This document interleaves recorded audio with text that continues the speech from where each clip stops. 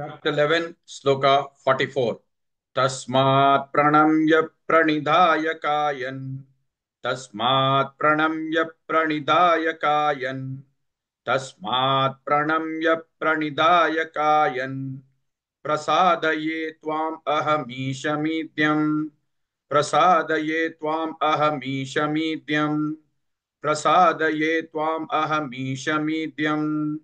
तस्मात् प्रणम्य प्रणिधाय कायन् प्रसादये त्वाम् अहमीशमीड्यम् तस्मात् प्रणम्य प्रणिधाय कायन् प्रसादये त्वाम् अहमीशमीड्यम् तस्मात् प्रणम्य प्रणिधाय कायन् प्रसादये त्वाम् अहमीशमीड्यम् तस्मात् प्रणम्य प्रणिधाय कायन् प्रसादये त्वाम् अहमीशमीड्यम् तस्मात् प्रणम्य प्रणिधाय कायन् प्रसादये त्वाम् अहमीशमीड्यम् पितेव पुत्रस्य सखेव सख्युः पितेव पुत्रस्य सखेव सख्युः पितेव पुत्रस्य सखेव सख्युः प्रियप्रियायार्हसि देव सोढुम् प्रियप्रियायार्हसि देव सोढुम्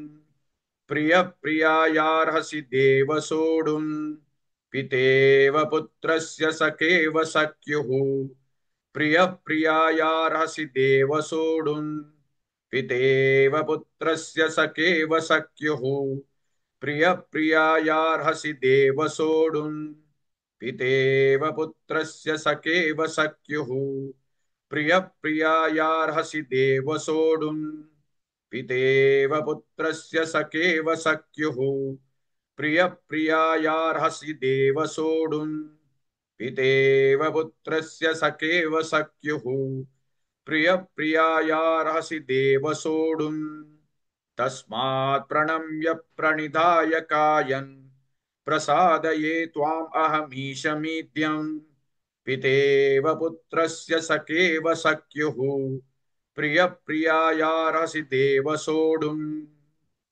Please like and share this video because you could be instrumental in helping someone around the world recite the Srimad Bhagavad Gita, thereby helping them to have a life of unending opulence, victory and prosperity.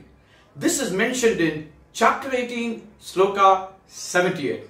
Yes, don't forget to buy my book, Leadership Can Be Child's Play. Namaste.